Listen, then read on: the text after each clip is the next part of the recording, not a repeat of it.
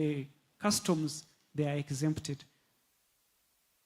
When you are importing the cars, the safari cars that you are going to use, they are 100% tax exempted. So that we reduce the cost of doing business. Instead of paying that amount of money for taxes, especially in the hospitality sector, you use that money to develop other facilities. That's what the government is aiming at. Support our local investors. So those are some of the incentives that we should utilize as Uganda to be competitive. So I encourage you to take advantage. There is a whole incentive regime about tourism sector, which you can access at Uganda Investment Authority website, or you go to URA website, download it, incentive regime. Now we are ending the financial year. Now there will be another one for the next financial year, 2026-2027, so that you take advantage. The feasibility studies, if you are setting up facilities, they are exempted, they are tax exempted. We worked with UA on some concessions. If you are setting up high-end hotels, there is some land gazetted for you Ugandans. Set up. Instead of now buying an acre at maybe $100,000 US, you save that money. You get that free land from the government. So you need this information, and we are here to provide that information. The CEO talked about our primary assets, the primate capital of the world, 50% of the remaining gorilla population, the chimpanzee, the safari contrast, the premium leisure. Those are some of the things that we Ugandans, we can invest into. What is the vision? The vision is value over volume. You can have so many volumes, but you don't get the value. Hence this topic. There is a paradigm shift now. Tourists are no longer interested in sightseeing only. Wanderlust economy refers to a strong desire to attract, a strong desire to travel, explore new places, and experience different cultures, landscapes, lifestyles, and adventures. When these travelers come, it's not about hiking the mountains, and they want to experience the communities. They want to be in their communities, meaning that we have to take these ecologies in their communities. Some of the tourists, you find them in the gardens, experiencing some of things we do in our farms. You have seen one farm in Barara, the Embrara farm. They want to learn how to milk a cow.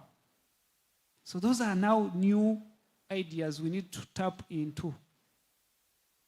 They want to learn how to prepare wombo, and they are willing to pay. Because when you go to US, they also have lakes, they can be on the boats, but you may not find wombo in US. You may not find milking the cow using the hands in US. So what is that uniqueness that are you going, that intrinsic value that you are going to give this traveler compared to when he or she travels to other countries? So that's the new economy that we need really to tap into.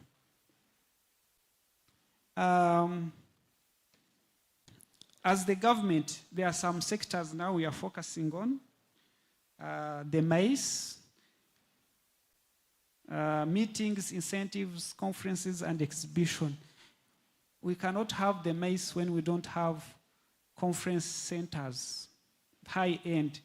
Now, for example, imagine if we are to have over 10 conferences happening in Uganda.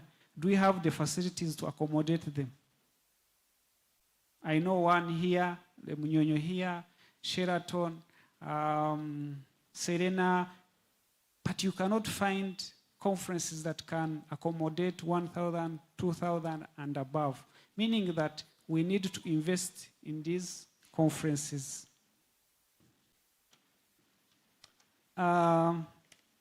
Explore Uganda, global brand. Through targeted marketing, we are taking our Explore Uganda campaign to high-value long pull source markets across North America, Europe, Asia. Madam CEO talked about content creation. If we don't create content to showcase Uganda, a traveler or any person in Japan will not know what is happening in Uganda.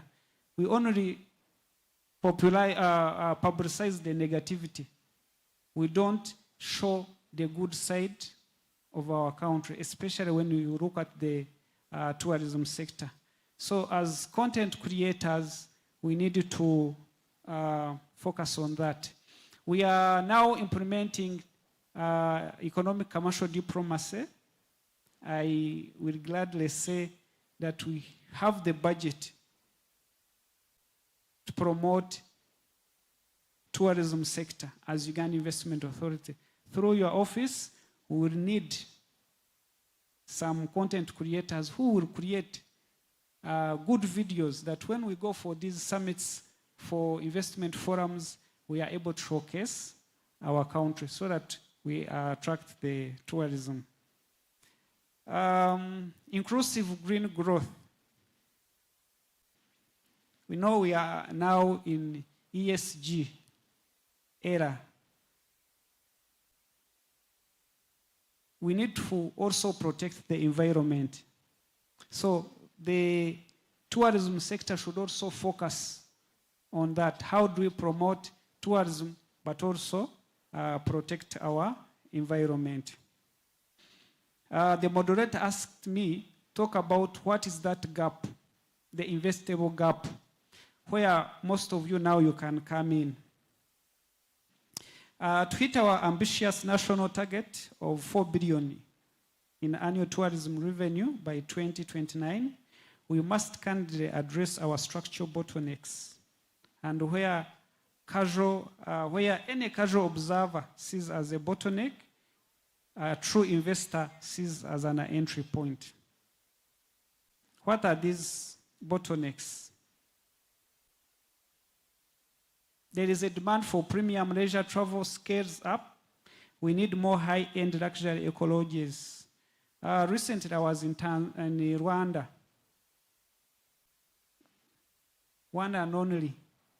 They pay up to $20,000 US, $10,000 US if you had to spend a night. Between $5,000 and above. But honestly, we don't have any facility here in Uganda where you pay over $5,000 US. Do we? Eh? Laura, say something. $5,000? I think the chain that's open, One Nature. Sorry, I forgot. One Nature. I don't know how much they're going to charge. Laura, you keep me honest. But I think those are the ranges. It's not yet operational. They're opening this month. Yes, now. So we need such, so that when we bring the Bill Gates of the world into Uganda, they have where to, because these people have the money. We don't want them to come here in Uganda, do business and go and sleep in our neighboring countries. So we need to attract, and that's why we worked with UWA through Ministry of Tourism to have land in national parks where you investors, if you have the money, you can set up these high-end facilities. There is a gap of infrastructure. We are looking for investors to invest, for example, in aviation safari. There are quite few now. That's why our neighbors take the advantage. Now, assume we want to move from Kampala to Windi on the road, it takes you how many hours? 8 hours. So now assume you have, the aviation is just 45 minutes, you are in Windi, you truck and then sleep there or come back. So we still have gaps in infrastructure and last mile connectivity. So we need our investors, or we need investors and developers to invest in localized luxury transport, specialized safari aviation, and private-public partnerships to enhance airstrip connections to remote premium zones. So there are incentives. If you want to invest in that sector, the government is willing to negotiate or to work with you and public-private partnership to ensure that you also have return on the investment. So I encourage, if you know anyone who is willing to invest in this sector, please, we are willing to listen and the government is able to support. The logistics and aviation.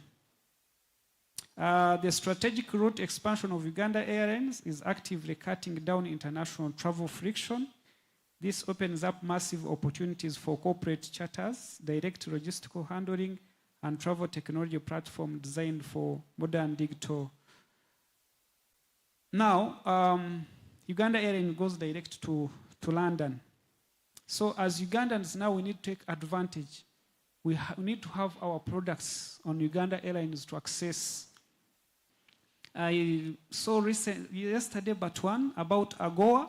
I haven't read that statement, but I saw that the President of the United States is again allowing some African countries back into AGOA. You know what happened to us? So I haven't read, but I saw somewhere at X. So I need to check if now we are back into AGOA. We need now to start preparing our products, the crafts, back to US market. Mr. Moderator, as I conclude, this is an invitation to build the future. Uganda's tourism potential is no longer a theoretical concept discussed in brochures or romanticized travel magazines. It's alive, surging investment reality. We need to systematically convert our raw ecological wealth into a highly structured, profitable, and sustainable asset class. To the investors in this room, the ground floor is open. The statistics are undeniable. The political will is steadfast, and the market is hungry. Do not wait for Uganda to become a mature, overcrowded tourism market where the margins have dried up. Invest now, build with us, and position your capital at every center of Africa's vibrant, wondrous economy. Thank you very much. Okay, thank you very much, Mr. Richard, Investment Authority. You have highlighted very well the investment incentives that are available in the country. You have highlighted very well the investment areas that we have in the country. Of course, we shall be able to add on the list.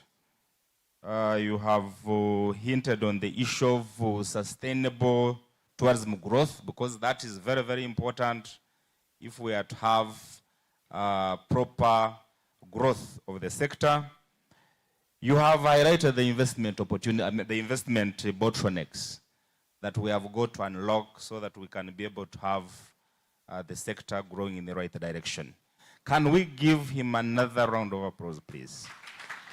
Thank you very much. So you can also stay here. At this moment, you are going to allow me to now start inviting the panelists, and the approach we shall use is the question and answer.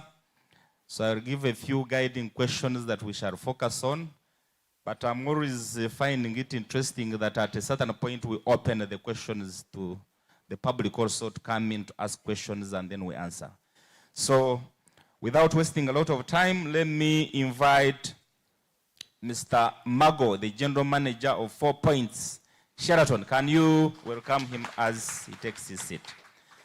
And like I said, when you are going to start speaking, please use about 2 minutes to talk about yourself.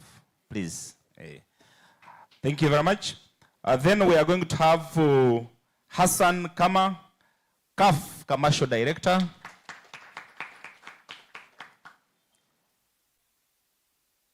We are going to have Jean Philip, the General Manager, Sheraton Kampala.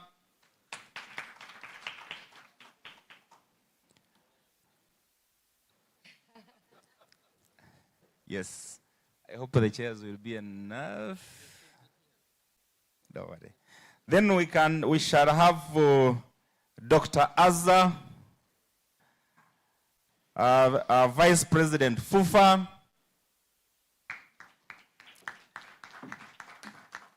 Then we have Brenda Kabasingzi. Good. Okay. So I don't know if you have got the microphones near you, but I think we shall be using them as we go along. So ladies and gentlemen. Sorry, Mr. Moderator. Can I just ask one question? I see my team here. Do we have Mr. Hassan's video queued? Yes. We begin with it? Perhaps we can begin with it, sir. Okay, please. Yes. So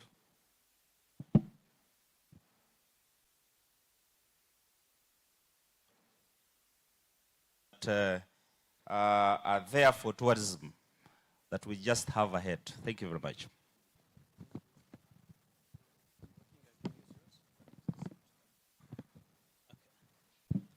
All right. Thank you very much, and good afternoon, everyone. It's a pleasure to be here. My name is Hassan El-Kamah. I'm the Commercial Director with CAF. So I oversee the sponsorships part, the TV rights, and the marketing. First, I want to thank UTB and Madam CEO for the great invitation. I'm honored to be here. It's not the first time, but it's always great to come back to this beautiful nation. And just adding to your thoughts, Juliana, I think despite you have many, many assets and amazing things for the tourists to come for, you have a very, very valuable asset that I really want to, I always tell you, is the people. The people here is something special, is something very nice. So a big applause for that. So I think this is what matters for tourists when they come, is the first entry in the airports, is to meet the people and to feel the hospitality and warmth. So this is something that we really very looking forward to in East Africa. And I think AFCON in East Africa is going to be something special. Before I also forget, a big greetings from our president, Dr. Patrice Motsepe. Thank you. And as he always say, it will be the best AFCON in the history of CAF. And this is always our mission when we deliver AFCONs, especially hosting 3 beautiful countries like Kenya, Uganda, and Tanzania. So I think we have seen these highlights. As I always say, we are in the business of passion. Football is always a big, big key platform to unite people, to get you out of your comfort zone and to always enjoy. And this is what we love about football, and that's why football is the biggest platform in the world. Let me tell you just some numbers, and I think you have seen them here on the screen. We had over 1.5 million guests coming to Morocco because of AFCON. We had an economic impact value for the country of around $2 billion. So $2 billion were spent inside the country within a month. This is the power of AFCON, the power of football.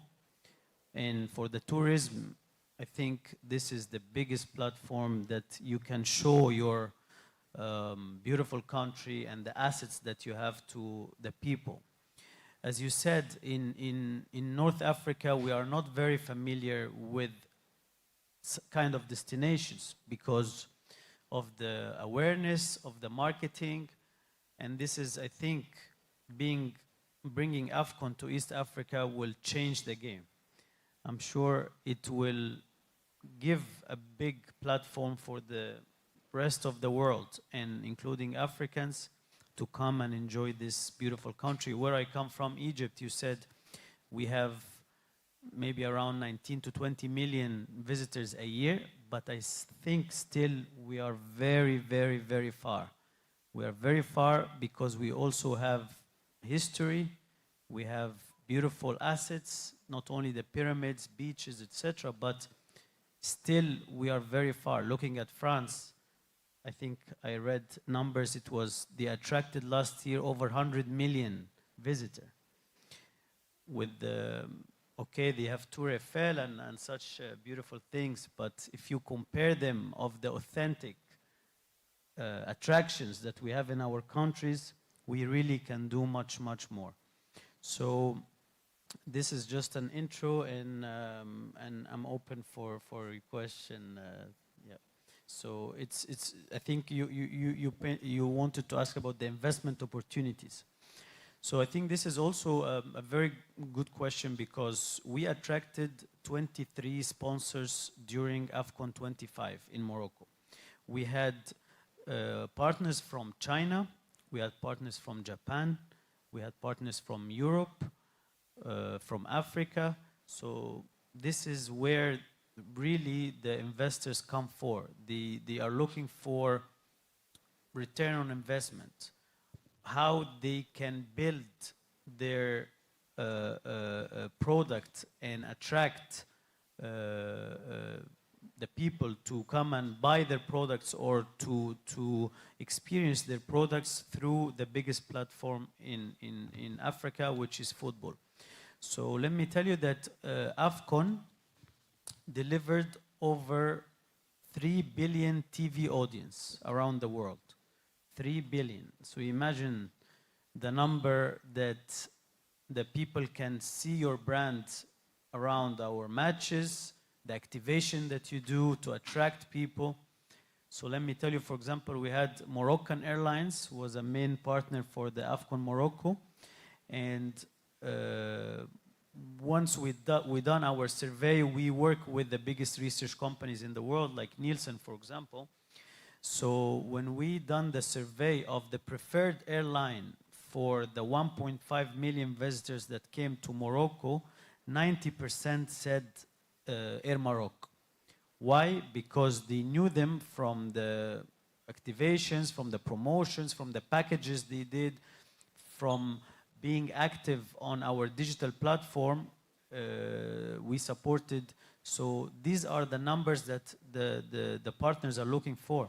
So for example, for Uganda Tourism, we put KPIs of visitors to come visit Uganda. These are the things that we need to focus on, with the support of the tourism authorities, the ministers, and also the Football Federation here doing a very good job to attract these people by doing different packages, airlines, attractions, all these things. I think it will be an incredible platform for everyone to come and invest and come to Uganda. So we will have the qualifications in September, and then we will announce about the qualified 24 teams that will come and play in Uganda, Kenya, and Tanzania. And this is where I think the world will be looking at this part of the world. And I think AFCON can deliver fantastic numbers for the economy and for the tourism authorities in these countries. Thank you very much. Can we thank him, please? We are actually talking about an area that is number one in terms of volume and value as far as tourism is concerned. So I want to thank you very much for giving us those key highlights. And right now, I just move directly to Dr. Azza. FUFA, how ready are we? I know the country is investing a lot in terms of the airports and so many other things, but as FUFA, how do you see our readiness as far as hosting this big event is concerned? And how do you see Ugandans benefiting? Thank you very much. I'm Dr. Azza. I'm the second vice president at the Federation of Uganda Football Associations. And we can confirm that the country is day by day getting ready for AFCON 2027. You will note that we have a local organizing committee that has been working hard to ensure that AFCON is the best in CAF's history. And we believe Uganda will pull it off, because we believe that Uganda is a vibrant, happy, and exciting country. And for us as a federation, our job really has been to galvanize the whole country to rally around sports, to rally around football, and we believe we are achieving on that end.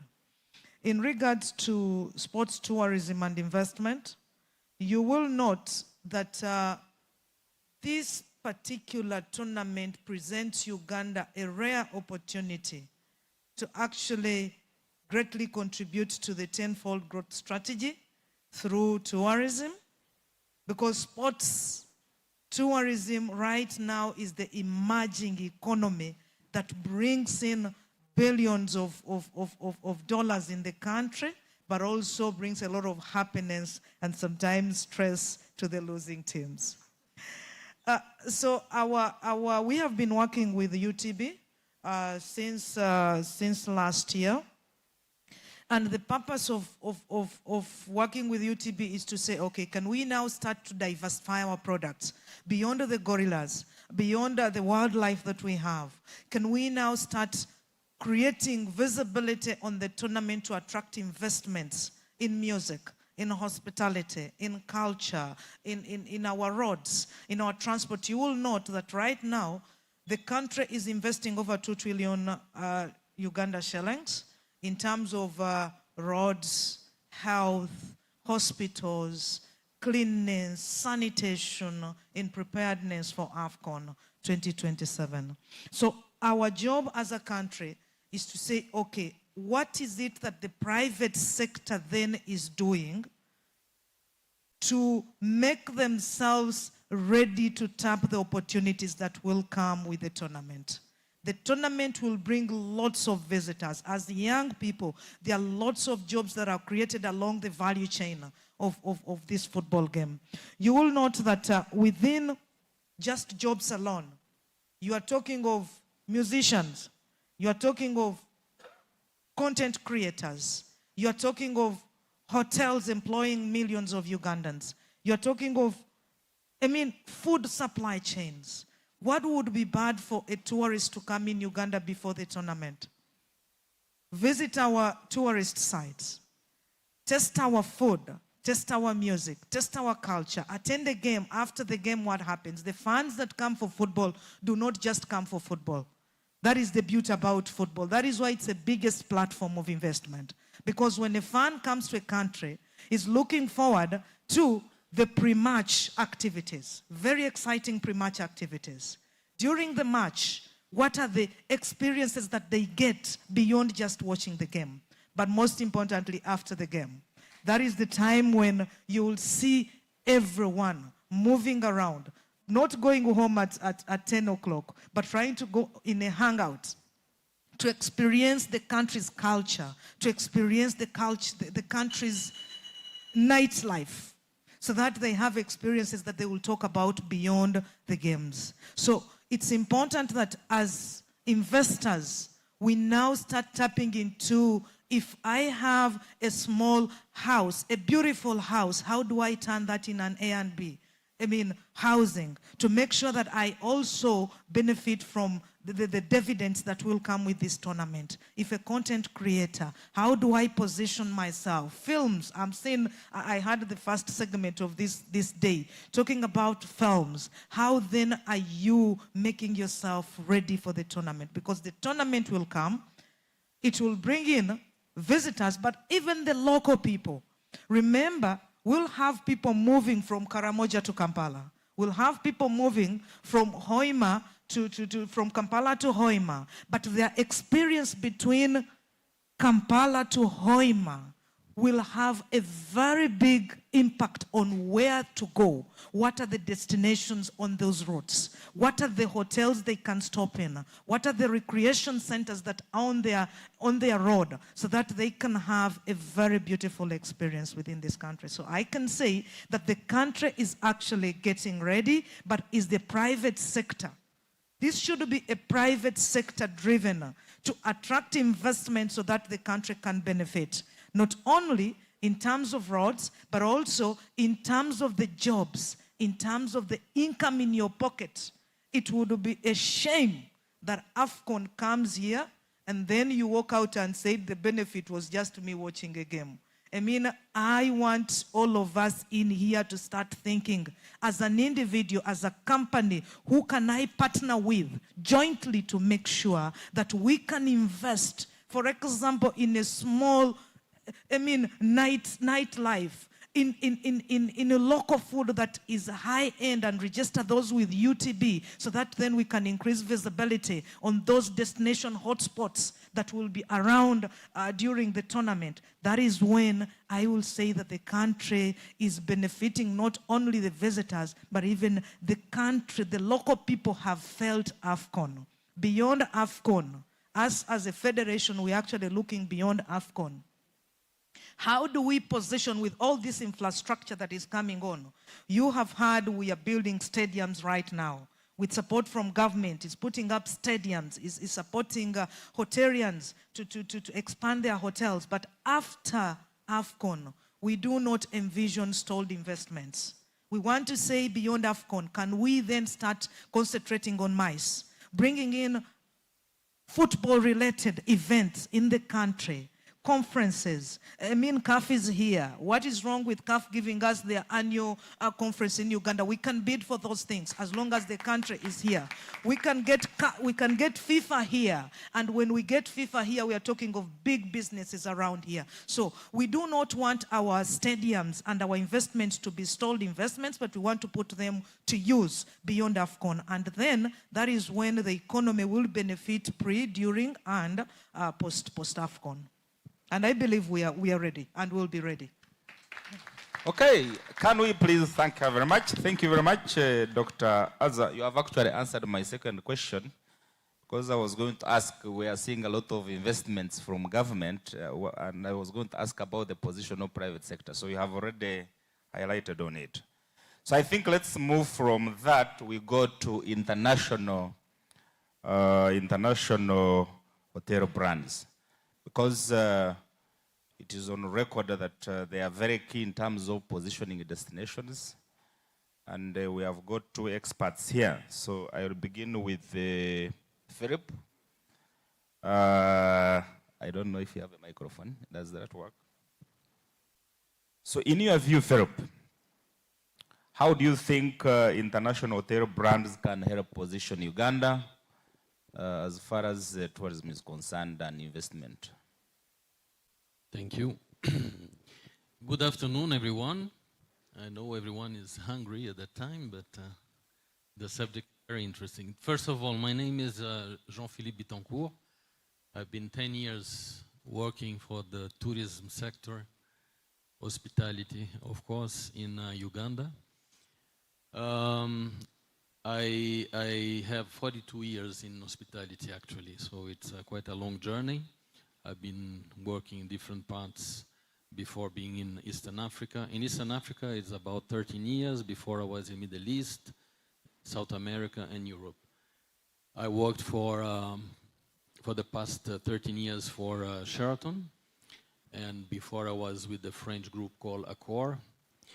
I had the opportunity in my very beginning, at the beginning of my career, to work for the opening of Disneyland in Paris. It was a great experience.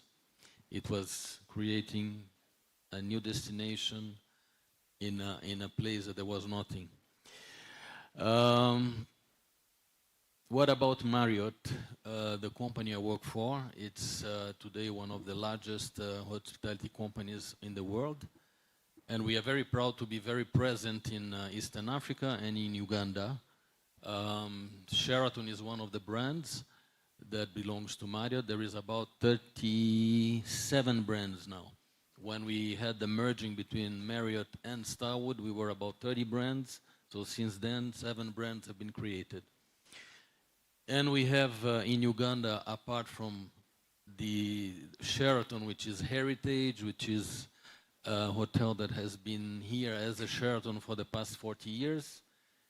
We had the acquisition of Protea Group. So we have 3 Protea Group hotels in Uganda, 2 in Kampala and 1 in Entebbe. Our last joiner was the 4 Points by Sheraton. My colleague is here. Sometimes there is some confusion about why 4 Points is called Sheraton, why Sheraton, but it's confusing, I can understand, but these are 2 different brands. We have different owners also. I mean, most of the development of companies like Marriott that are huge in Africa is through franchise. There are a few properties which are managed properties, but most of the hotels that have been opening recently are franchise.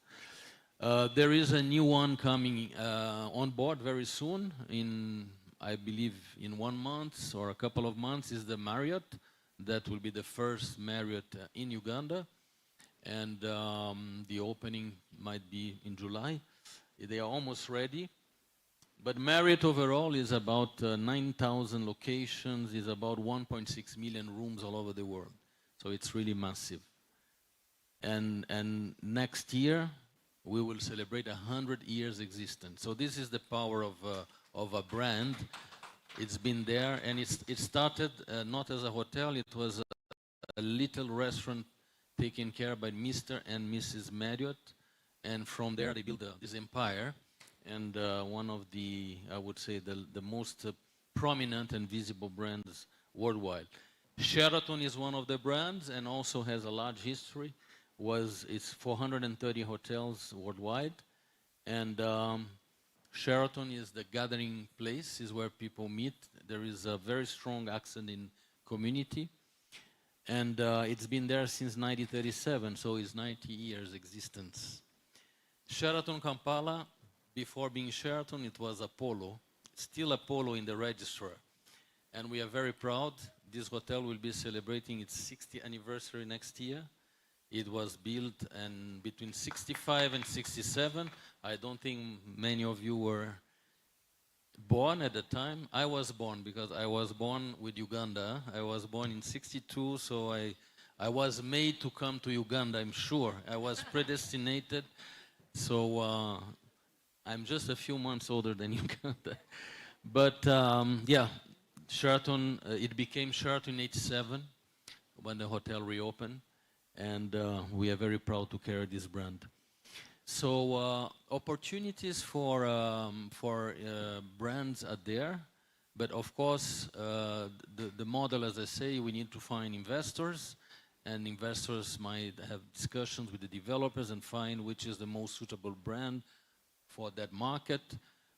Marriott at the moment is looking a lot into developing into the lodges. They already started in Kenya. And here in Uganda, there are 2 projects ongoing. So the interest is there. Of course, that there is interest also in developing some of our brands that can fit secondary cities like Mbarara, like Gulu, like even in Jinja, why not? So, but the investors have to show the capability of building up the facility. And of course, what's very important is to follow the guidelines. And guidelines are very important in terms of standards, in terms of safety security, in terms of concepts. So The amount to be invested, it's definitely more important if one decides to build a hotel on his own. And this is one of the things that has to be understood by investors in Uganda. It's that, yes, the cost of the investment will be higher in going for an international brand. The cost of being part of that network, it's also higher, but it can bring a lot back. International brands offer a platform where you are visible, present all over the world. You don't need to be sending people in different destinations. They can find you, because today we are really into the digital sales. So we are present in all the online travel agencies, in online platforms.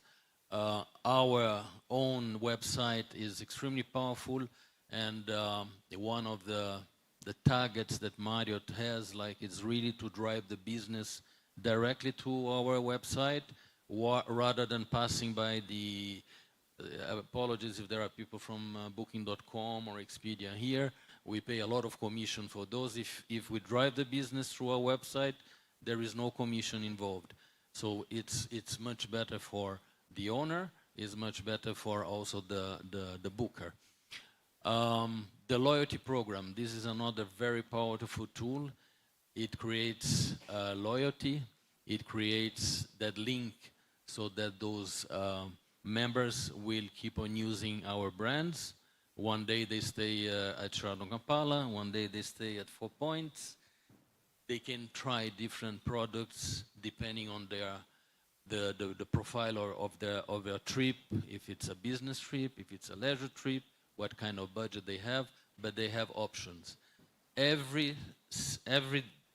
dime, cent that one member spends in our hotels, they get points. It's in rooms, it's in events, it's in food and beverage, so they get a return for the money, but they are exigent too. There are different levels. It's like airline companies. You start at just a member, you move to silver, platinum, and then you reach titanium until you become an ambassador. So an ambassador is the guest that have all the rights. He has upgrade, early check-in, late check-out, access to the lounge, VIP amenity. You have really to take care of this guest. And this leads me to one very important point. It's about the capacity that we have to deliver experience. I'm not talking anymore about service, we're talking about the experience. And for that, we need people that have experience, we need people that are qualified, we need people that are trained. This is one of the challenges that I still, after 10 years, there are improvements, but still I feel in Uganda, we need to push more for the training, the capacitation of our people. We have a very good institute in Jinja, but we need more. We need a hotel, international level school here in Kampala. And I'm not talking about the people that work in hotel. We have very good people for finance, for procurement, for sales and marketing. You guys are fantastic. Human resources. I'm talking about chefs. I'm talking about housekeepers. I'm talking about managers. We have really a big gap in terms of leadership in these areas. We still have to recruit people from outside. There are positions I still have to look into. Kenya, South Africa. If we can afford, sometimes we bring people from a little further down. But we need Ugandan leaders for this position. We need Ugandan chefs that have visibility, that are considered top chefs in the country. There is a lot to be done in these areas. And I am part of certain entities that we are starting to work on that. I am part of one entity called Shane the Rotisseur. It's the people who love food, wines. There are programs that are creating competitions between chefs, competitions between sommeliers, competition between pastry chefs and other disciplines in hospitality. We need to bring people up. There are beautiful lodges in Uganda, fantastic, but I hear from everyone, the service is still not there. You go to a lodge, you open the menu, and then they say, this we don't have, it is missing.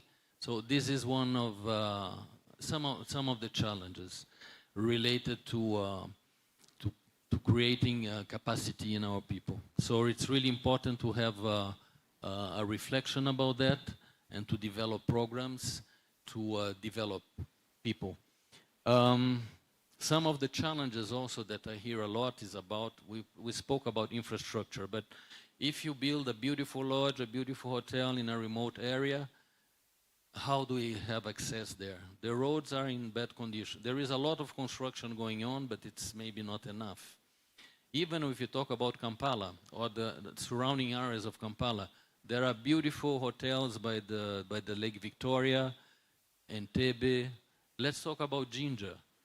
Sometimes it takes 3 hours to go. I mean, some people, they just give up going to Jinja because even if they have a very good time there, the time they take to go, and especially after a weekend relaxed and enjoying what Jinja has to offer, the way back kills it. When are we going to have a road? Or why we don't, I don't know, why trucks are using the road at the same time as people? There are countries that they have put times, trucks only circulate during nighttime. Daytime, peak hours, it's only vehicles. So there are things that have to be taught. Even in Kampala, we see the condition of the streets, the roads, the traffic. The traffic is increasing, there are more and more vehicles.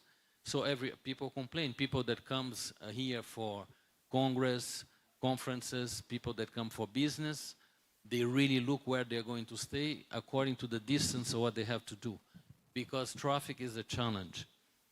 Airport services, the airport is looking beautiful, it's going to get better, but the service at the airport, honestly, I don't go through VIP, but if you go to the normal way that most of the tourists go, on the way in and the way out, really we need to rethink about it. It's really not a good experience. Last time I came back, it took me 2 hours between the moment the plane landed until I exited, because immigration was a big queue. And I am a resident, but I was there with all Ugandans queuing and waiting.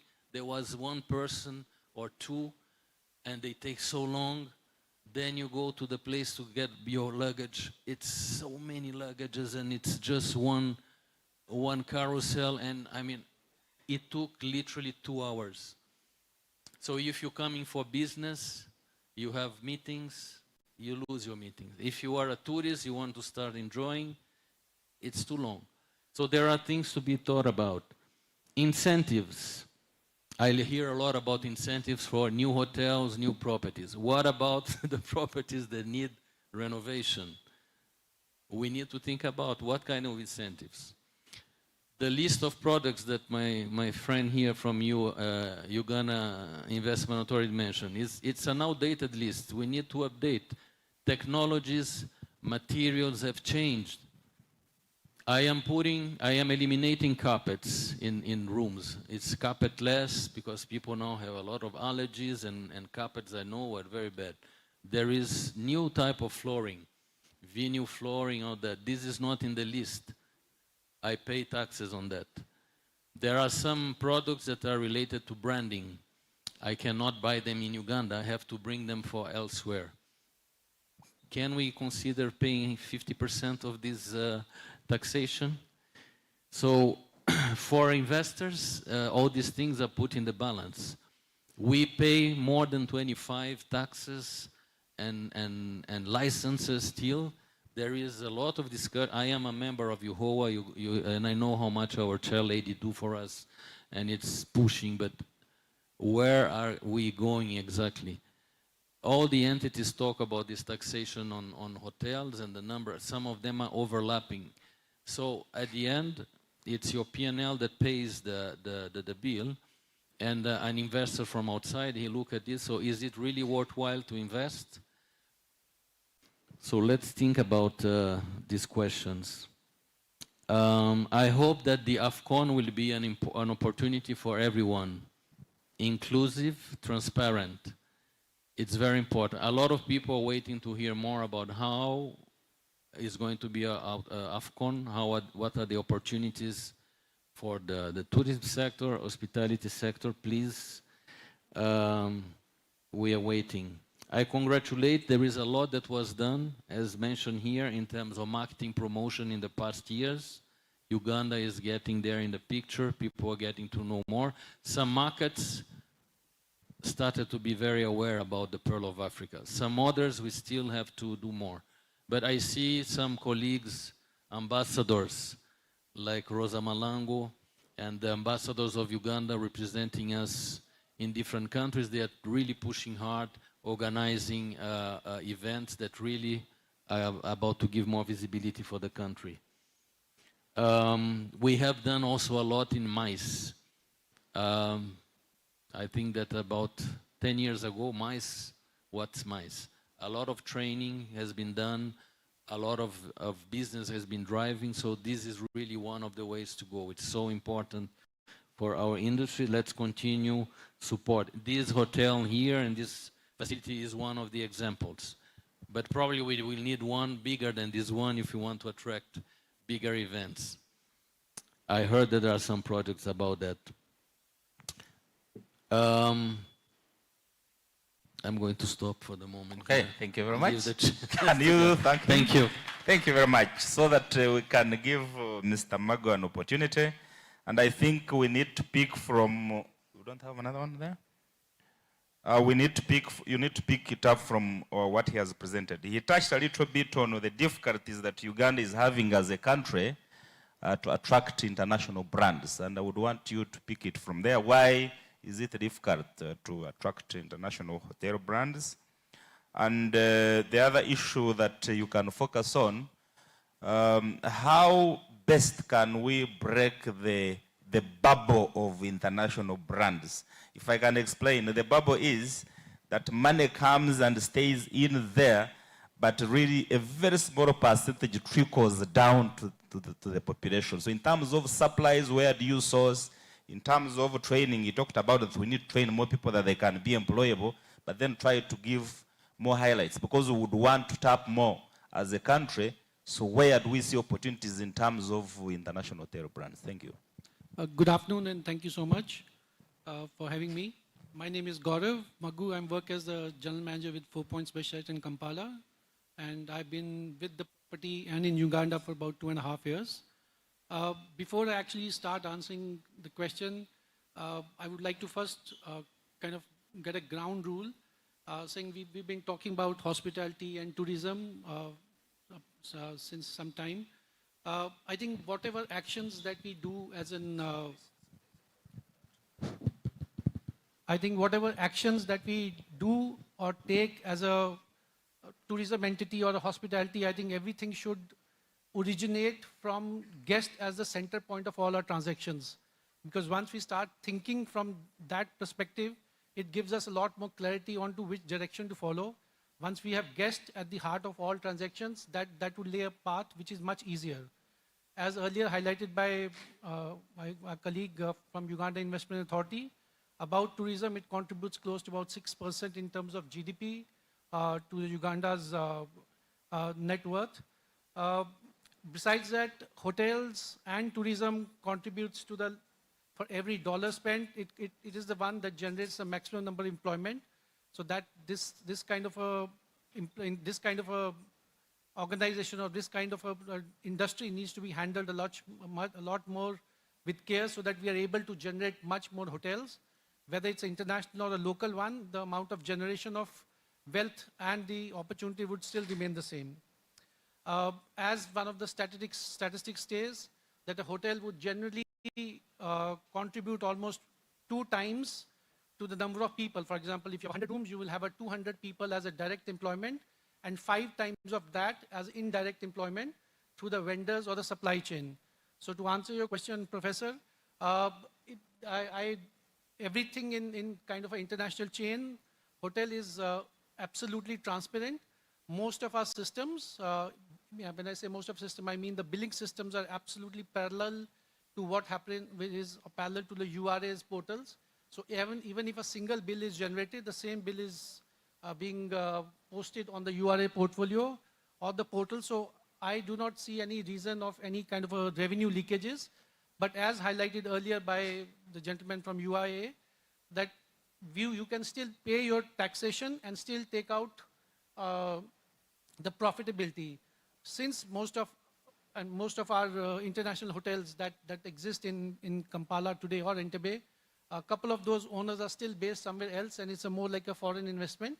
So that's why that's the probably reason that you would be seeing that that you don't see too much money. But I still see 95% of or 98% of our recruitments are all local recruitments. 100% of our supply chains are local chains, unless something is not generated or produced in Uganda. Otherwise, every single produce, every single material, everything is local, including the manpower and the human capital is everything which is from the local, locally sourced. So, and there is no reason for anybody to look outside, because in terms of, as highlighted earlier by a couple of my panelists, human capital is exceptionally great in Uganda. They are naturally English speaking. They have a great attitude, absolutely humble. So I think that is something you don't really need to look out for something, and that's a basis of any hospitality or a tourism is a base for anything. So, and plus they have a greatest and the best fresh produce, so we do not look for anything which is outside. Coming back to your first part where Mr. Bittencourt left about the international hotel chains, I think international hotel chains play a major role in elevating the global profile of Uganda. Today's traveler, whichever kind of traveler we want to categorize them as, whether they are luxury, high-end, backpackers, culture seeker, experience seekers, they are not just looking for beds to sleep in. They are seeking something which is beyond that. And beyond that is they're seeking experiences. And the experience can be of multiple times. Somebody might be seeking an eco-escape. Somebody may be coming here specifically for a MICE. And every individual will have a different requirement. That takes me to my first point, what I said, that we must start looking everything from a guest or a customer perspective. We call them guest because it makes it more emotionally bound for us. Customer can be anyone. So that's why we call in a hotel line, you call every person who walks in as a guest, so that you have an emotional connect with them and you are bound to give them service. International hotels, as I've highlighted, the impact for international hotels just extends beyond just having them stay with us and having them eat with us. I think it attributes to a large extent towards the tourism economy. It adds towards the digital visibility. In terms of other things that I think besides having an international chain, it also helps an investment confidence both within the local community and even from the outsider. If, for example, you have an outsider coming in and he sees 5 international brands or 7 international brands, that definitely builds in a lot of confidence. And confidence because an international chain would definitely have a lot more systematic approach in terms of the delivery of standards. And guests who are coming from abroad would not want to experience or would not want to experiment something new. Yeah, and there's a lot of transparency in terms of expenses also.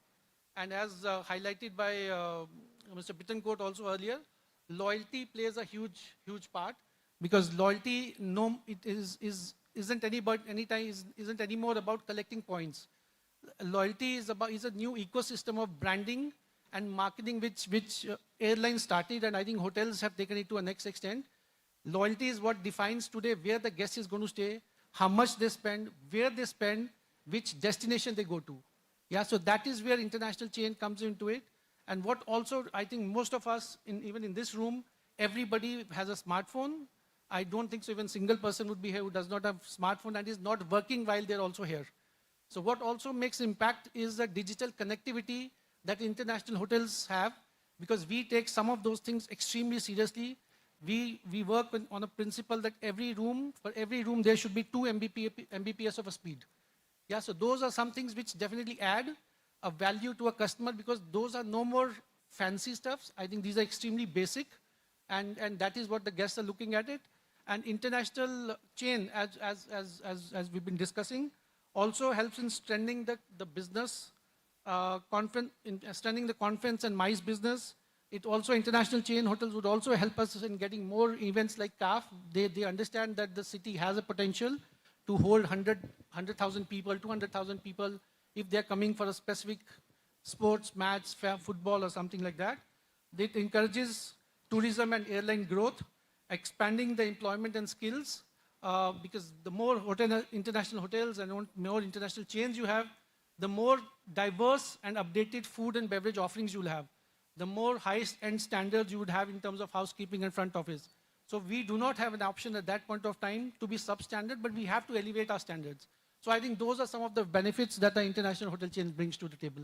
Okay, thank you very much. Can we thank him, please? Thank you very much. So we have got our last speaker, and then I think we shall open to some questions. I know it is getting to lunchtime, so depending on the interest of the audience, then we shall see. So Madam Brenda Kabasingus, the marketing expert. Now to you, particularly, I would want you to comment about, how do you comment about Uganda's online visibility?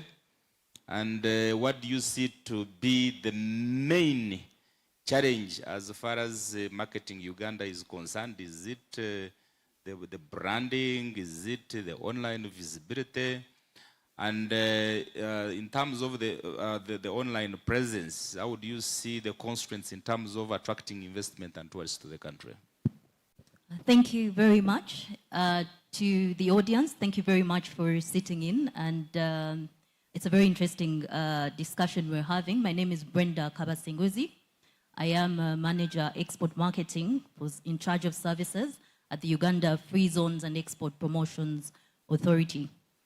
I would like to very quickly deliver warm regards from my executive director, or our executive director, Mr. Hazalinda Kimomi, who would have loved to be here, but due to circumstances beyond control, he's unable to be here, but ably represented by myself.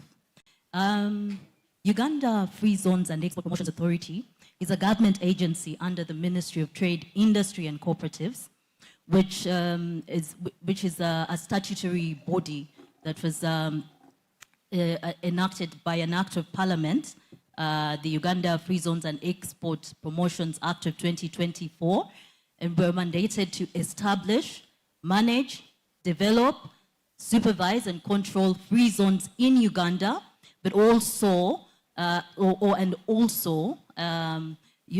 coordinate all export-related activities in the country, including tourism, including creatives, including ICT, which is the base that we are discussing today. And so just to answer just before I answer your question, I'd like to shed a little bit of light on what a free zone is. A free zone is a gazetted area within a country which is exempt from import duties on inputs and applicable charges therein, but also exempt from export duties on outputs, all right? And the aim of having this is, or doing this is to, increase production and also export competitiveness for our goods and services. And so government is very keen on having these instruments, such as free zones, to make our country export ready, but also competitive, so that we can quench the burgeoning demand for our services. And for today, I will speak to tourism. Tourism is a very important sector for our country. It is our #1 service. There's no doubt about that. In 2025 alone, it contributed 57% of Uganda's services exports. That was about 1.62 billion thereabouts, right? And that serves to show how important tourism is. And so we are taking a step in the right direction to have these kind of conversations, right? So what the Free Zones Authority does is we do regulate free zones. We also do provide fiscal and non-fiscal incentives, all right? And the fiscal incentives are essentially corporate tax, 10% for the first 10 years, 15% the next 10 years, and then subsequently 30% for the subsequent years of investment.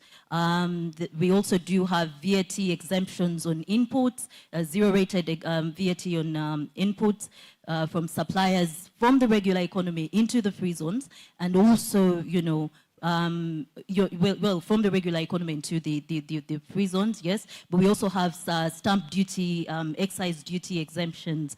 We also have withholding tax exemptions, which speak to professional fees, maintenance fees. I could go on and on. So that is just to show you that government is keen on developing our offerings, but also providing an enabling environment for us to operate in. Now, I will move on to answer the question. We already, like the executive director, or the CEO of UTB mentioned, we already have demand for our offerings. We already do have the offerings. Where the gap is the experience. We don't have that kind of experience, and it is incumbent on us to sell the experience. Now, I will quickly mention one of the lowest hanging fruits of driving this, driving this, or quenching the demand that there is already. It is the creatives sector.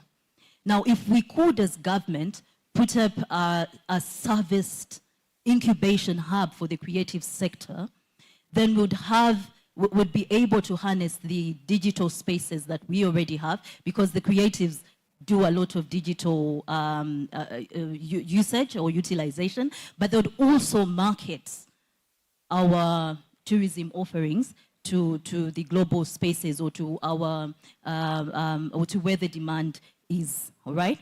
And now, just to speak to where the gaps are in terms of the opportunities, we do have gaps in various pockets of our tourism, where our tourism offerings are, and for us to be able to create these experiences which the demand is looking for, or which the demand is so willing to pay heavily for, we need to convert what we already have into commercially viable projects. So as a country, we have these offerings, like we already mentioned. We have the wildlife, we have the lake, we have Lake Victoria, we have the River Nile, but we are not yet at the level where we have converted to make these offerings commercially viable. And one of the vehicles we could do that, we could use to do that, would be preparing bankable projects. First of mapping our country into these free zone gazetted areas, and then doing feasibility studies and coming up with bankable projects, which then speak to the investors or the potential investors and developers. Show them the way the money is going to replicate and come back to them, or how then they would be able to have that the rate of the return, and how that works out for them. So once that is commercially viable, we'll be able to sell. Now, we do have the spaces, all right, the digital spaces available, because government has been very keen, again, for the ICT sector, or the innovators, the ones who are into the digital space. We already have the national ICT hub, where they just go to incubate ideas, right? And then we also have the regulatory sandboxes, where the fintechs test their ideas to ensure that they are export ready before they can export. Now, we need to have these spaces, intentional ones, that are going to drive our marketing for our tourism offerings. And that is like the service incubation hub I mentioned for the creatives. Because once we have that hub, then the creatives are going to be export ready.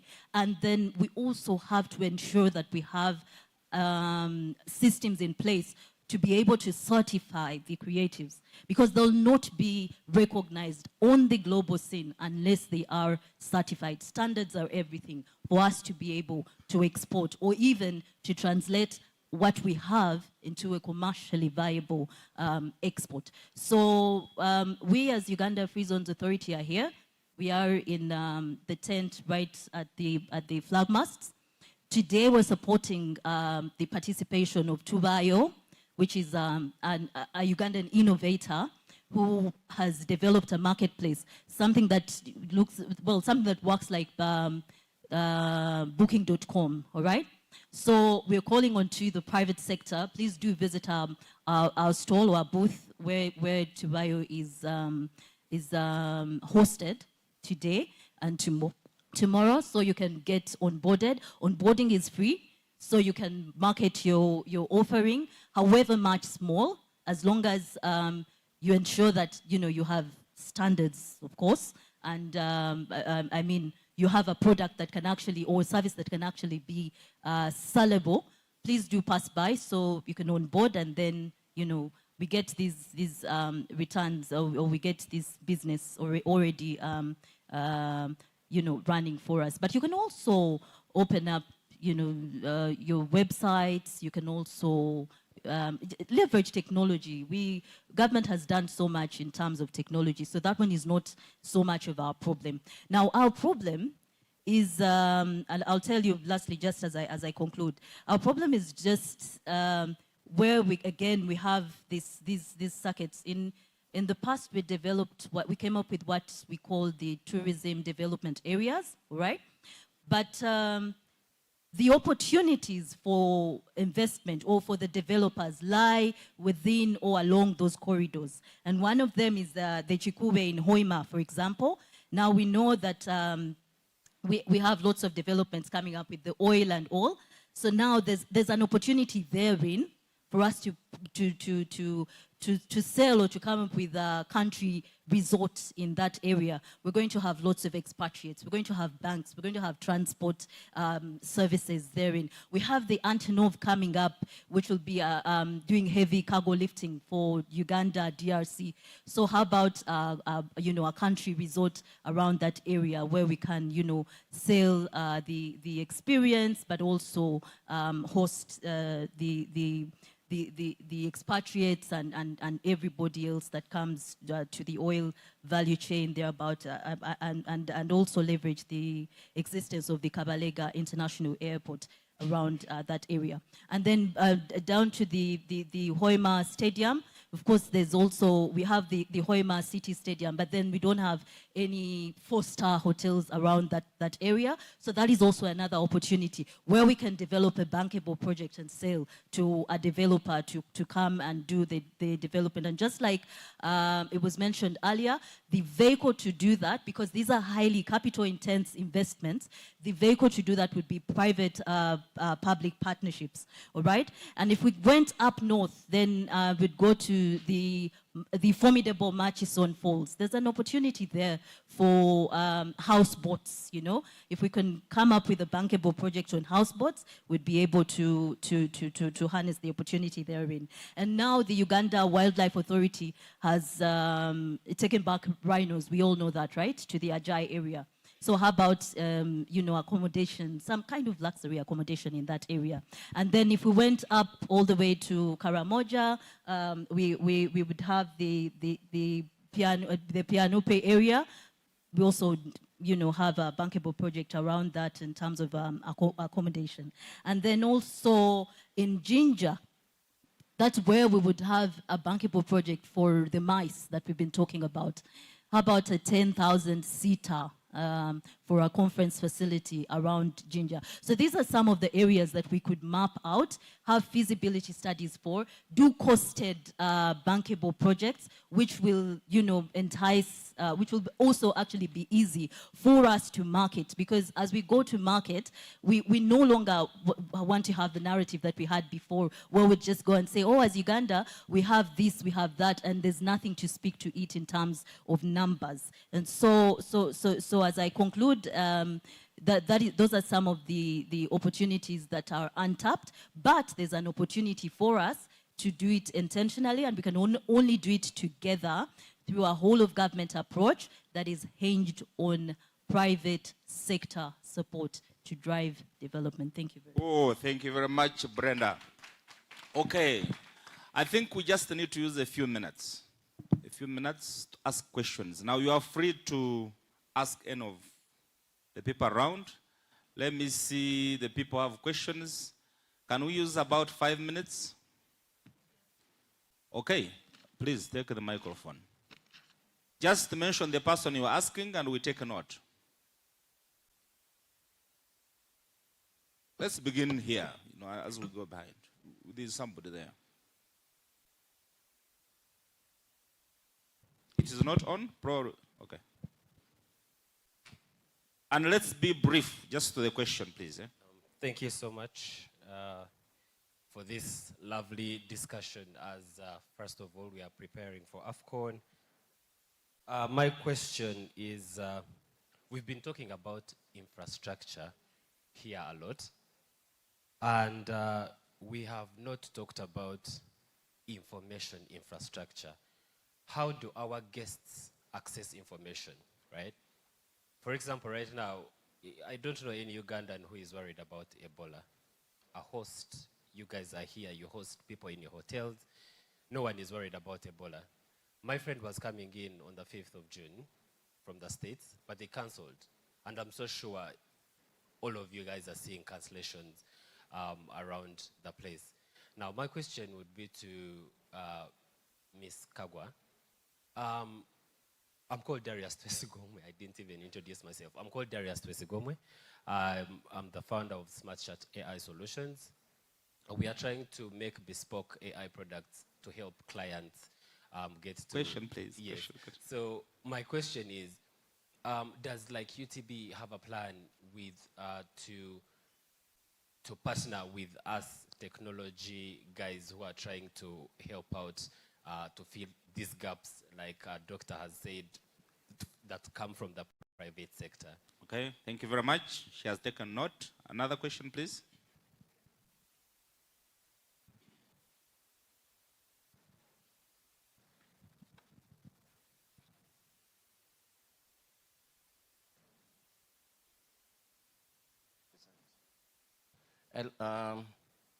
UTB and all the fraternity, it is a great felicity to see this function takes place today. And these are pertinent issues when you talk about unexploited opportunities for investment in the country. I make about 3 items that I see is not handled. One, exploitation of our natural tourism sites has not been satisfactory as it should have been. And I challenge the marketeer lady and UTB executive director to enforce the team so that we collect enough data on this. One of them is Lutotoro Falls at Lamour district. 1939 to 1949, that was where the late Queen Elizabeth was hidden in when World War I and II rocked Europe. What are we benefiting as a country from that? 2, the pastoral communities and nomads, the Kejongs.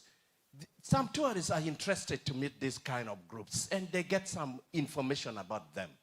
What are their setbacks in their transformation and revolutionizing their lives? You need to have this. Then cultural institutions diversity. In Uganda, there are only 2 types of cultural institutions.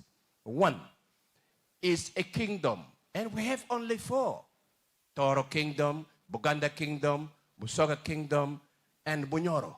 The rest are chiefdoms. And chiefdoms, they elect their paramount chiefs to coach their government. Why don't you talk about this? I feel it's a niche. We talk about cultural dances. Actually, sub-region. I did not do mathematics.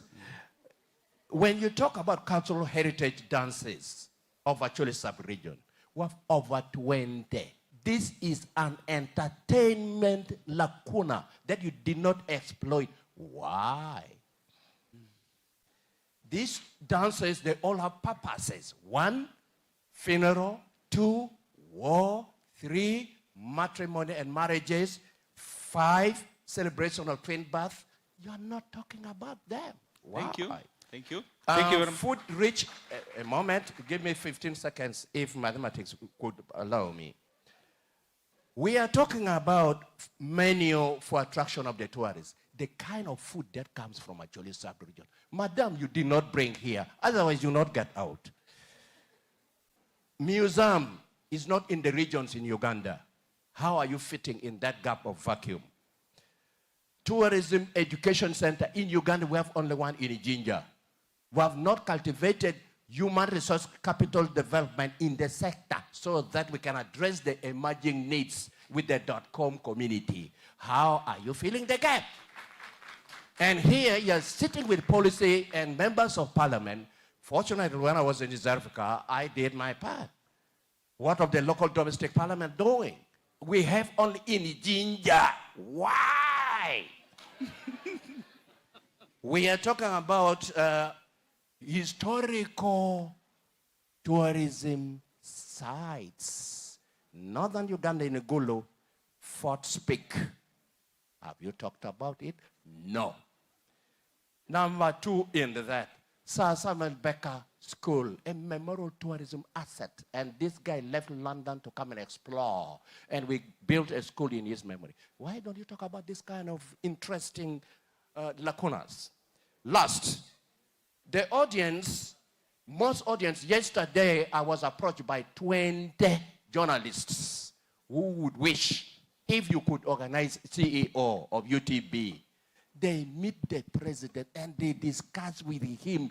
That is a tourism sector because they admire him so much, but access is problematic. Thank you.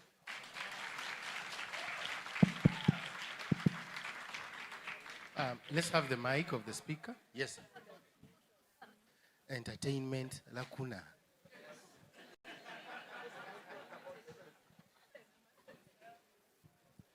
Thank you so much, our presenters. I have a simple question and a suggestion.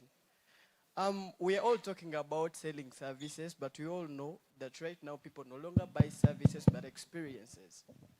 This goes to the Fufa lady. Thank you so much.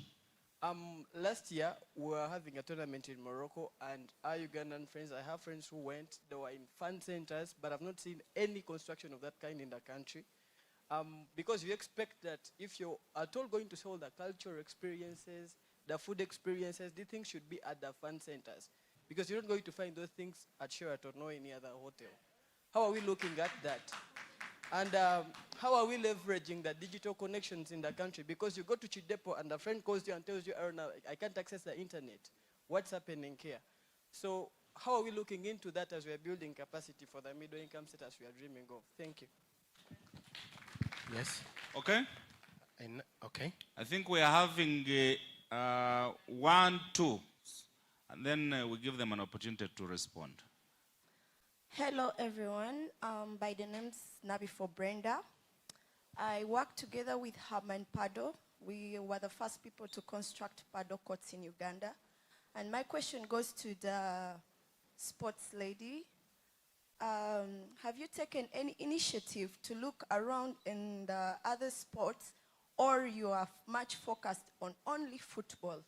We normally host tournaments, and we would love you to come by, also to support, to look out, to check out, because it's more of a community which is open to everyone. It's for every age. Even the old ones can play it. Thank you so much. Okay, she's from FUFA, so yes. I presume it will be football. Can we? Thank you very much. Dennis Businje is my name. I'm one of the stakeholders in the tourist industry. Thanks to Juliana UTB and the gentleman from UIA. You give us very good insights. Straight to the question, mine is on import duty for local investors who are interested into the tourist industry. We well know that there are import duties that are exempted when we are starting up with the various equipment, beddings, etc., etc. But when you work out the math, someone who has bought these things from around here, from people who have already imported, sometimes the difference is not much. So are there ways of exempting taxes? Because import duty has already been paid by those people who have them locally. And if it is ascertained that someone is already investing here, why shouldn't you waive that import duty and save the burden and the long chain? Thank you. Okay, I think I will close the questions there. We are going to have these people over lunch, and I request people have more questions. Let's interact more over lunch.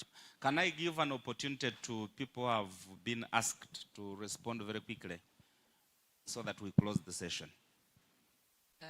I think I'll start with the gentleman on what are we doing in terms of infrastructure on information and improving, I think, our narrative and storytelling. There's, I think, a lot of improvement versus the years gone by in terms of how we're controlling the information that leaves Uganda, especially, you know, national news. You know, I'll reference the most recent incident in and around one imported case of Ebola, which I think the Uganda Media Center handled very well. And I think you've seen statements from the new ED, Alan Kasuja, who we're lucky enough has, you know, a background not just in any media, but BBC, and therefore is an influencer and an authority in that space itself. And I think the recruitment of Alan was intentional for that reason. So it's not an accident that he's there. It's a conversation that's live between MDAs in terms of how we control the narrative leaving this country, but also improve it. So there's a national communications task force that I think more recently was chaired by, coincidentally, private sector, so Simon Kaheru. I think he's recently done his term and they're looking for another replacement. But that task force or communications contingent is very interesting because it's both, it's a collaboration between private and public sector. So your question was about how do you, that's what I heard, as a private sector player, how do you participate? Or how do you use your engine, you know, you're an AI expert, to augment or supplement government efforts in this space? And the reason I bring that task force up, because it's only one framework. When I spoke earlier, I said we need to create vehicles, frameworks, partnerships, collaborations on how to best promote Uganda. So promoting Uganda is a job, I think, of both public and private sector. So to answer your last question, because you gave a long you know, statement, is there room for us? Is there space for us? I heard you saying that. Is there room for government to onboard, or even public sector, private sector, to onboard your expertise?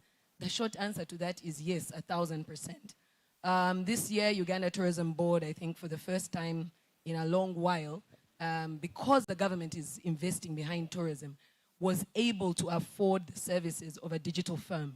So we have a digital firm on retainer now. It's a tender we put out in, where's my team? I think in October.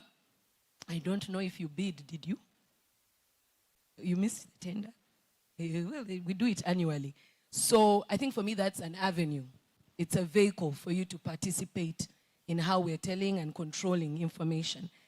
But on that one, it's also very interesting, and I thank you for bringing it up, because I keep saying this, you know, both personally and professionally. There's a thing about us where I don't see it with Kenyans, I don't see it with Egyptians, maybe I'm not exposed to their media space, I don't see it with Rwanda, I definitely don't see it with Nigerians.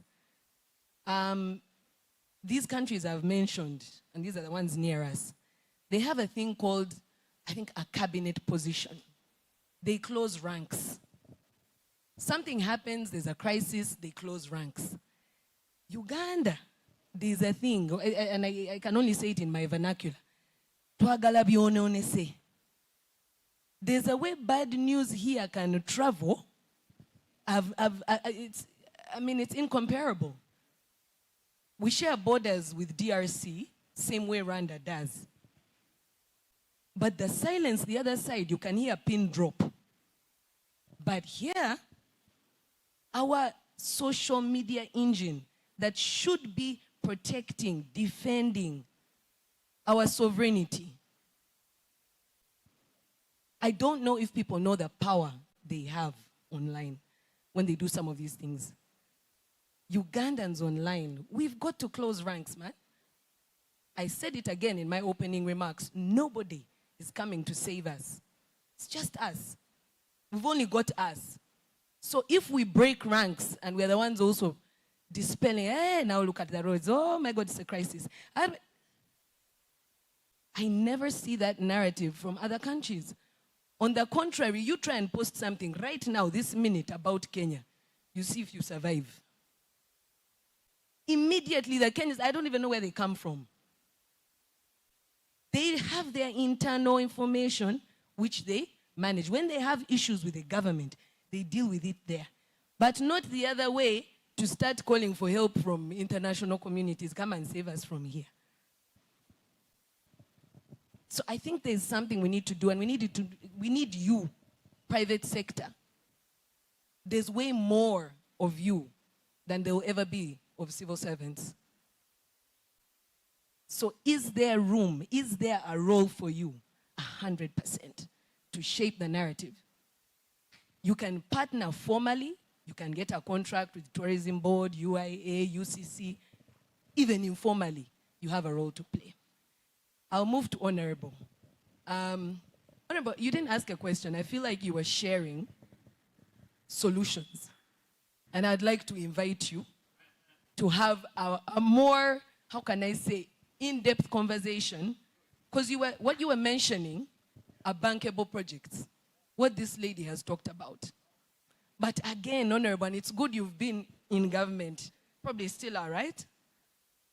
Yeah, this sector is private sector led.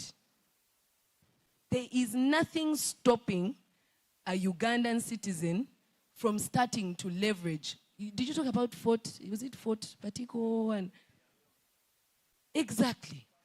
There is nothing stopping you. Yes, government can facilitate, enable, create framework, etc. But ideas, innovation, productivity, that is all private sector. Because you're going to make money. You're going to make commercial profits from whatever product you develop. So I love that you have a long list and you came with the narrative. But let's have a conversation with our product development team about how we facilitate private sector to invest in those places. Let government do the work of, yes, roads, etc. But government will never buy a cable car, a hot air balloon to go over Ajay. That's where we need private sector to come in. So in Uganda Investment Authority, I think you have had. Free zones you've had. He has done the research. He has done all the research. We don't need to do anything more on that. It's about now, how do we create a bankable project out of all the opportunities you've listed for private sector to come and invest. You know that my door is open of all the people here because you've walked in and out of it. So I don't want you to pretend like we don't know each other. People are like, hey, that man has really come with. I know that man. I know Honorable very well. Thank you very much. Someone said, why are you only focusing on football? My space is football because I come from the Federation of Uganda Football Association. The opportunity for you is how then do you move this big platform? Create visibility on that game to move this platform to your game. I mean, that is some work you can do, but also with us, we can discuss on how to get the football fraternity to your space. Someone said, where are the funds amidst all these discussions that you are saying? How many people support football? Who supports a football team, local and internationally? every single week, midweek, we are having challenges of Ugandans fighting against these football clubs that mainly are not even Ugandan clubs, but they are, into those foreign clubs, and every single day, every single challenge. What about you having challenges about the tourism sites of Uganda? What about you having challenges of the Ugandan football teams? That is just something for us. But for purposes of where the funds are, AFCON is 2027, specifically June. So what we are doing right now is to have strategies to activate excitement in the funds before AFCON, but also what will we do? Of course, the fun parks will be there. Both UTB and a local organizing committee through CAF, of course, will have fun parks all over the country. That's where fans will come in and watch the games, but then what other benefits? And those are the things I said earlier on. Beyond watching a game, what else will we have? Because the fan that comes to Uganda does not come on the match day. He comes before the match day. How do they spend their time before match day, and then after the game, where do they spend their extra time? Before they leave the country. The tournament is a month-long tournament, meaning that there is a possibility a fan will stay in Uganda for about a week or two, or even 3 weeks, depending on crisscrossing from Kampala, Nairobi, Tanzania, around there. So what we are doing right now is to have strategies to do fun activations, but also bringing ourselves and UTB together with other partners consult will help the activity wherever they are to enjoy the game, because it's in our country and it's a big opportunity. It will take a long time for AFCON to come back to Uganda. I think CAF knows that, because this is something that a lifetime opportunity for us, not only to enjoy the game but also to reap the benefits that come with the tournament. Okay. Thank you very much, Dr. Azza. I know there could be some more or other interesting questions, but of course it is healthy that we have a lunch break. Excuse me, sorry. There's Yes. a question on import duty, sorry. Sorry. Yeah, okay, so to the gentleman who asked about import duty, when you have, if you have developed, say, I don't know what area you are, but if you've developed, say, a recreational zone, all right, and it is gazetted, I mentioned earlier that you'd have import duty exemptions of your inputs when you import anything to do a value add for your production or for your service, but also you'd have zero-rated value-added tax when you source from Uganda, all right? So that's the zero-rated VAT I spoke to. So when you source from Uganda, as I mentioned, you'd be treated as a territory outside Uganda. So I hope I answered your question. Okay. Thank you very much. I know there was also another question for investment, but I think, allow me to stop. We can continue from here, isn't it? Because it's not healthy. So I take this opportunity to thank you for being a very fantastic audience. And of course, thank all the panelists. You have been great. Of course, we could not exhaust all the points of discussion. But in a similar vein, of course, I thank UTB. I think this is well done. So Powata is well done. And we expect more and more that we can always have this discussion. We have got quality, people who can always, help us in these discussions. I'm lucky that I'll be sitting in the Parliament, particularly on Tourism Committee, because I will insist that I sit on it. So when budget issues come on Powata, trust me, I'll support. So that we can really have more. So with that, I think let's close. Let's just give these people a big round of. All right. Oh, you have something to communicate. Okay, so lastly, here's something that is hot here. You can communicate it, and then we. No, I just received a very interesting message. Uganda to host Africa's largest hospitality meeting in February 2027. Wow, that's great. Okay, so many good things coming as far as Uganda goes. One thing I must tell you, Ugandans, is that the future is what? Is bright. So let's keep the energy.